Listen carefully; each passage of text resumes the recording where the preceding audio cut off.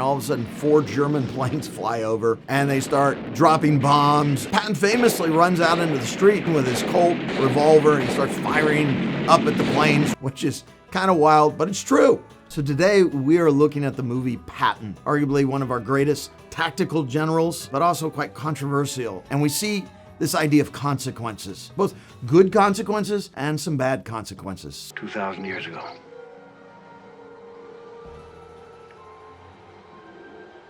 I was here.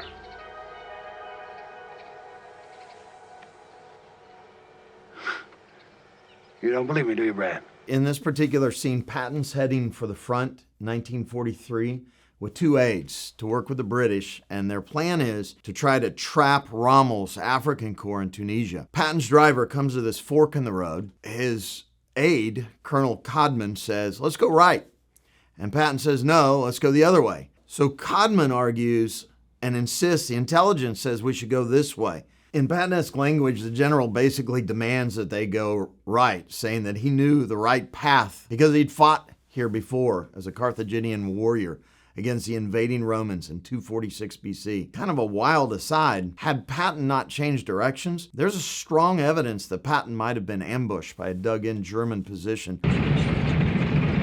What's going on here is this is all part of Operation Torch. America's getting into the war, if you will, and we're going to attack the Germans in North Africa, and we're joining together with the British commander, General Montgomery. He's just saved the Suez Canal at the Battle of El Alamein, and now we're going to do what's called a pincer movement, and that's where we're coming together, going to try to catch Rommel's armies between us. Now, this is America's really our first fight since the Battle of Argonne Forest in World War I. And so it's not shocking, right, that things go poorly at first. Patton was not like the previous commander, General Friedendahl, who kept his command 50 miles behind the lines during the Battle of Kasserine Pass, a battle which led to one of America's worst defeats of World War II, with 3,000 missing soldiers, 400 dead, and hundreds of tanks destroyed. Patton's view of warfare is diametrically opposed. He is all about attack, attack, attack. And he's a take charge leader. This wild story at West Point kind of illustrates his point. They're doing target practice, right? You know, smart people, what they don't do is they don't go between the people who are shooting and the targets. But that's not Patton, because that's playing it safe. He actually goes between them on the gun range and he stands up. And when people asked him later, "What in the world are you doing?" he said, "Well, I just wanted to know what it felt like to be under fire." They haven't spotted our positions yet. They'll get an education in about 10 seconds. And they'll get a dose of that artillery fire. What a hell of a waste of fine infantry. Interestingly, in a speech Patton gave shortly before D-Day, he described the kind of soldier he admired and he wanted. And he said one of the bravest guys he ever met was this guy on the top of a telegraph pole in the middle of this furious firefight in Tunisia. And he stops and he asks, "What in the Hades is going on up there?" The private goes, "Fixing a wire, sir." Patton's like, "Well, can't you tell there are planes strafing? They're shooting at you. Doesn't that bother you?" "No, sir, but you sure do." Patton uses this as an example. He says, this is what a soldier's all about. This is what a real man is all about. General Bradley on the radio. Yes, sir. Now, Omar Bradley is working under Patton's command during this African campaign, and he thought Patton went too far in his criticism of other officers, especially General Terry Ellen. So I want you to picture this. Terry Ellen is leading men. He's kind of a rival to Patton. And Patton, when he comes up on Ellen, he sees these things called slit trenches, place when the German Air Force starts strafing them or bombing them, they can jump in. And Patton is outraged, petulantly walks over to Ellen and he says, "Which of these trenches is yours?" Ellen points at one of the trenches and Patton goes and urinates in it. And then he tells him, "Now you can use it." Needless to say, Bradley was not impressed by this coarse gesture. That's not good leadership, humiliating other officers. You don't inspire men that way. And so we already see a little bit of tension here between Bradley and Patton. Rommel, you magnificent did I read your book? Patton's urge for discipline, for courage, his demand for aggressive action, along with bringing the corps commanders together so they had a united attack, enabled Patton to rally his Allied forces in just 5 weeks and essentially attack and destroy much of Rommel's tanks and infantry, especially at the Battle of El Guitar. And that's impressive.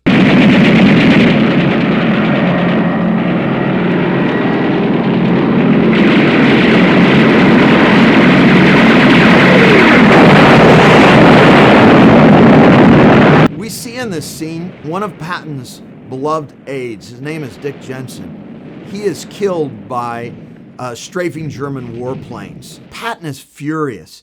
And he's like, where's the British Air Force? And the Air Marshal, Cunningham, he doesn't appreciate this criticism, and he fires back at Patton. And so Eisenhower calls for a meeting between these two commanders to iron out their differences. And they actually do. They talk things through. It's not perfect. I don't think Patton's ever going to like the English and vice versa. Air Chief Marshal Sir Arthur Tedder arrives to reassure Patton, you don't have anything to worry about. And I promise you one thing, General. You will see no more German planes. And then all of a sudden, 4 German planes fly over, and they start dropping bombs and strafing where they're at in the office. This big hole is blown in the office. I'm not sure if there was actually a big hole blown in the office, but things fell off the wall, glass is broken. George, we need a corps commander, not a casualty. Patton famously runs out into the street during this scene with his Colt revolver, and he starts firing up at the planes, right? Typical kind of Patton-esque stuff. And when the melee is over, imagine Patton going back, and imagine the officer he's just talking to. He basically asked Patton, how did you coordinate with the German to have them attack right at that moment? And Patton responds, I don't know, but if I could find the Nazi son bitches that are flying those things, I'd give them each a medal. His point is made by the German Air Force for him, which is kind of wild, but it's true. So what we see in this opening scene, he is walking through kind of a field hospital, and he is going around pinning medals on people. He's sitting by these kids. Some of them have lost parts of their face and arms and so forth, and he is emotionally moved. Patton was an interesting guy, very vulgar. He prayed a lot. He also could be very emotional, and then sometimes he could be very cold. But when he's in this hospital, pretty much everybody agrees Patton was really moved. And then he sees this kid sitting there. His name is Private Charles Cole, and he's suffering from nervous fatigue. And now people believe possibly malaria. But Patton, all he sees is this kid that doesn't have anything physically wrong with him. What's the matter with you? I guess I just can't take it, sir. Patton's incensed. He's like, you're just a slacker. And he takes his gloves and he smacks the soldier, right, with his gloves. And then he doesn't stop there. He uses Patton-esque language and calls him a coward and all these things. And he picks him up. I mean, he basically kicks him in the backside and kicks him out of the tent. Get him out of here. And you can imagine the doctor standing around going, what in the world is going on, right? And to be fair to Patton, Patton's also concerned that he's losing manpower to what we call battle fatigue. There'll be no battle fatigue in my command. That's an order. And I want to point out, Patton's not the only one that's concerned about battle fatigue. There's a lieutenant by the name of Jack Hargrove, and he recounts his own challenge with battle fatigue. And he said, all day, men are cracking mentally. He said, I couldn't help them. And I literally had to send approximately about 15 guys back to the rear. I just can't stand the shelling anymore. And I think what's interesting is Private Cole, who was the first guy he slaps, when they interviewed him later, and he said, well, maybe Patton was suffering from battle fatigue, which I thought was kind of an interesting take. You hear me? You coward! Here's the question. Was Patton simply hot-headed, as some contend? Or was he actually offended by what he considered to be shirkers compared to these guys that were physically wounded, who were missing limbs? Or is it possible Patton was known for being a little theatrical? What I mean by that is he wanted to motivate his soldiers, so sometimes he would do a little drama. And maybe this was a calculated drama to motivate soldiers. It's hard to say. We don't know. You know something, General? Sometimes they can't tell when you're acting and when you're not.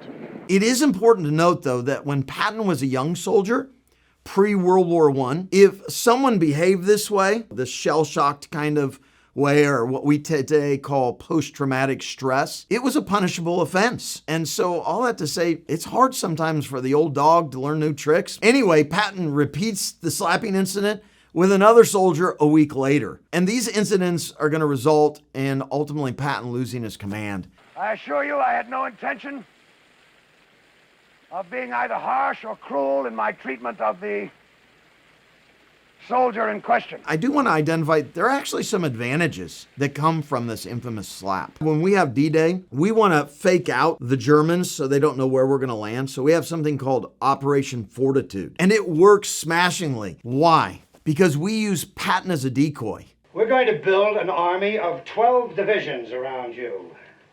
All fictitious, of course. We put him in charge of like this ghost army. The Germans are convinced that Patton's removal as a field commander is a ruse. After all, German officers aren't squeamish about slapping a German enlisted man, right? Hitler holds back key military forces in reserve for a long time. Even British General Montgomery, who was anything but a fan of Patton, when asked why D-Day was successful, he said Operation Fortitude, right, where we're trying to trick the Germans where we're going to land, and Patton's role as this fictitious leader. I hear you're doing a splendid job decoying the Jerries. Turned out to probably be the most successful ruse in history.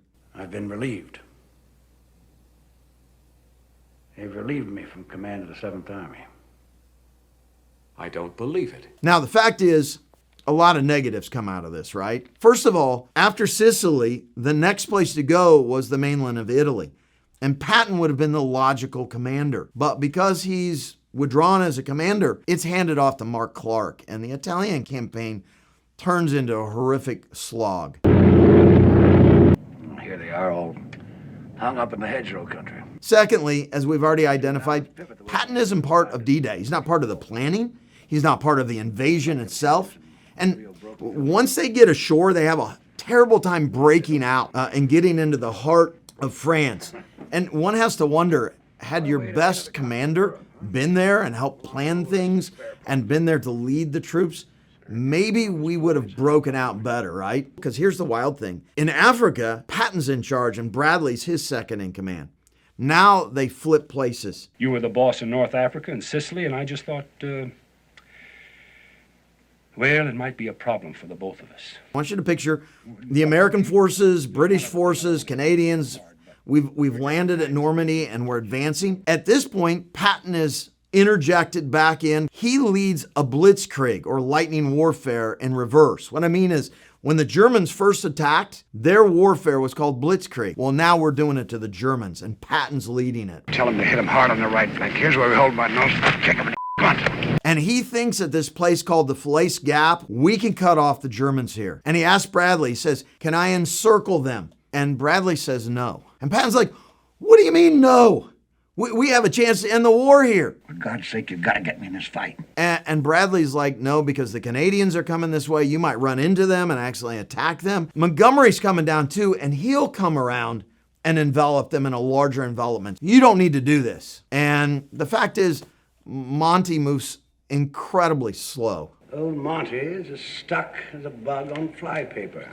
An estimated 20 to 40,000 Germans escape. Now imagine we still have to fight that 20 to 40,000 Germans now. And many believe the war might have come to an end a lot sooner had Patton been allowed to be aggressive and close the gap. If they followed my plan, I'd be there by now. I'd cut off the retreat of every German battalion on this island. Others argue, although the Germans escaped, they had to leave behind their heavy weapons and their armor, and they still had to run a deadly gauntlet of Allied artillery and air attacks as they retreated, so it's not a big deal. Some historians contend, such as Stanley Hershen, that Patton's words were far worse than his slap. I want you to remember that no bastard ever won war by dying for his country.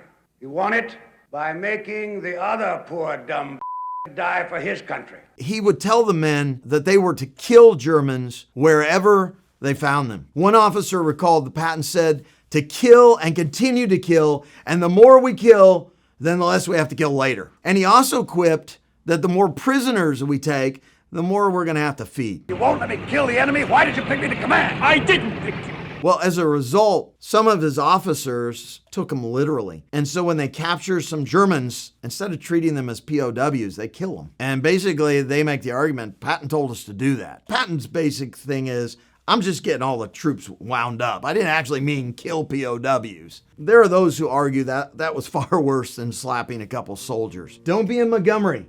Move quickly and subscribe below. And let me know in the comments below if there are any other movies you'd like me to react to.